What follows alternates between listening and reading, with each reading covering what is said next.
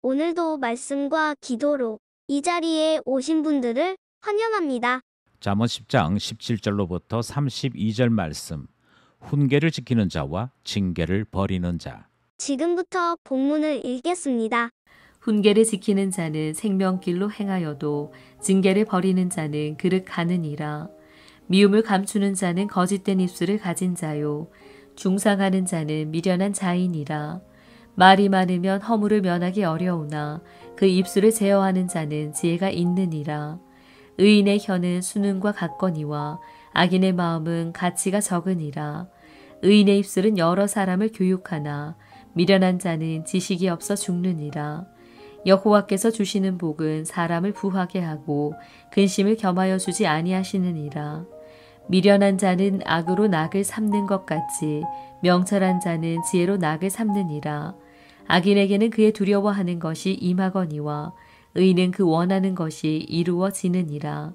회오리 바람이 지나가면 악인은 없어져도 의인은 영원한 기초 같으니라. 게으른 자는 그 부리는 사람에게 마치 이의 식초 같고 눈의 연기 같으니라. 여호와를 경외하면 장수하느니라. 그러나 악인의 수명은 짧아지느니라. 의인의 소망은 즐거움을 이루어도 악인의 소망은 끊어지느니라. 여호와의 도가 정직한 자에게는 산성이요 행악하는 자에게는 멸망이니라. 의인은 영영이 이동되지 아니하여도 악인은 땅에 거하지 못하게 되느니라. 의인의 입은 지혜를 내어도 패역한 혀는 배임을 당할 것이니라. 의인의 입술은 기쁘게 할 것을 알거늘 악인의 입은 패역을 말하느니라. 본문 전체 이해와 본문 해석입니다. 어제 말씀과 같이 오늘 말씀도 의인과 악인이 대조되는 말씀이 소개되고 있습니다. 특별히 오늘 본문에서는 하나님의 말씀에 대한 태도에서 의인과 악인의 차이가 존재하는 것을 구체적으로 나열해서 소개하지요. 이것은 결국 미래가 보장된 의인과 소망을 찾을 수 없는 악인의 삶이 어떻게 끝을 맺고 있는가, 그 결론을 소개하는 내용으로 오늘 본문이 구성되어 있습니다. 본문 안으로 들어가 보겠습니다. 첫 번째 문단은 17절로부터 21절입니다. 의인과 지혜는 늘 붙어 다닌다. 오늘 본문 말씀의 첫 부분에서 언급된 것과 같이 말씀의 지혜는 훈계와 징계로 다가옵니다. 그러니까 하나님 말씀을 들으면 들을수록 아프게 되는 것이지요. 같은 말씀이지만 의인들은 이 말씀에서 도리어 길을 찾고 해결책을 발견합니다. 그리고 귀중한 교훈으로 소중하게 여겨서 마침내 열매를 얻는 삶을 살게 된다. 그렇게 소개하고 있습니다. 그런데 반면 악인들은 전해준 말씀을 오히려 미워하고 중상하여 많은 말로써 범죄하게 되더라 하는 내용이 등장을 하지요. 지혜의 말씀을 받아들이지 않는 악인들은 결국 지식을 찾을 수 없고 문제에 대한 해결책을 찾을 수 없게 됩니다. 여기에서부터 우리는 뚜렷한 구분을 발견하게 되는 것인데요. 의인과 지혜는 항상 붙어 있더라. 그리고 악인에게는 지혜를 찾을래야 찾을 수 없더라. 이 차이를 소개하고 있는 첫 번째 문단입니다. 둘째 문단은 22절로부터 27절입니다. 의인에게 기쁨이 있고 악인은 사라집니다. 삶 속에서 의인과 악인은 뚜렷하게 구별이 됩니다. 먼저 의인은 하나님께로부터 복을 받습니다. 여기에서부터 복은 하나님과의 관계를 입증하는 하나의 기준이 됩니다.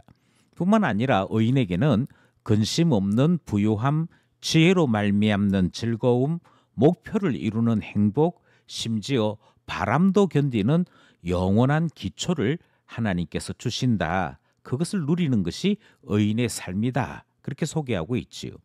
잠언은 말씀에서 지혜를 발견하고 살아가는 의인들이 신명기가 약속하고 있는 언약의 복을 받게 된다라고 우리에게 가르쳐 줍니다. 신명기의 언약의 복의 절정은 장수의 복이었지요. 따라서 하나님의 말씀에서 지혜를 발견한 의인들은 때로는 징계도 때로는 책망도 아름다운 것으로 받아들일 때 그들이 복을 받고 기쁨과 행복으로 장수하는 사람 된다 하시는 말씀 살펴보았습니다.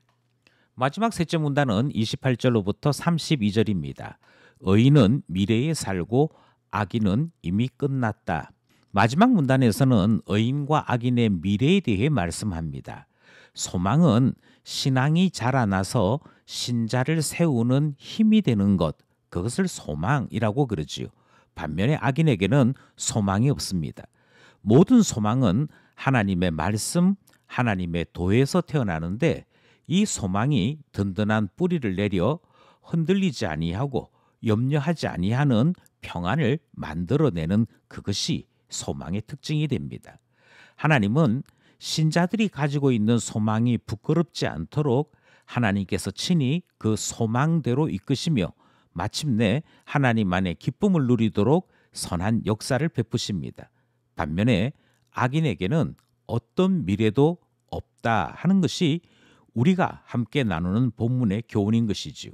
왜냐하면 그들은 하나님의 말씀을 버림과 동시에 그들의 삶이 이미 끝이 났기 때문입니다. 하나님을 의지하고 살아가는 의인들에게 하나님은 미래를, 비전을 말씀하시더라. 그 말씀 살펴보았습니다. 말씀을 따라 기도하며 결단해 봅시다. 첫 번째 기도 제목은 상황에 매몰되는 어리석음이 없어야겠습니다. 하나님께서 눈동자같이 보호해 주시고 강한 팔로 이끌어 주시기를 소원하게 되는 것이므로 기도하기를 저희들을 인도하여 주십시오. 하나님만 바라보는 의인 되게 해 주십시오. 기도하게 되는 것이지요. 둘째 기도 제목은 하나님을 경외할 때 지혜의 말씀을 따라 살게 되고 처음에는 쓰리고 아플지라도 마침내 그 말씀에서 해결책을 발견함으로 시온의 대로를 걸어가게 된다 하시는 주의 교훈을 들었습니다. 당연히 믿는 자, 하나님을 경외하는 자 되어야 되기에 기도하기는 믿음으로 회복되게 하소서, 참 신자 되게 하소서 기도하게 되는 것이지요. 마지막 기도 제목은 신앙으로 미래를 꿈꾸는 사람, 그것이 성경이 우리에게 말씀하시는 말씀의 복입니다. 신앙이 있으므로 하나님 때문에 영원한 나라를 꿈꾸며 살아가는 우리 모두 되기를 간절히 소원합니다.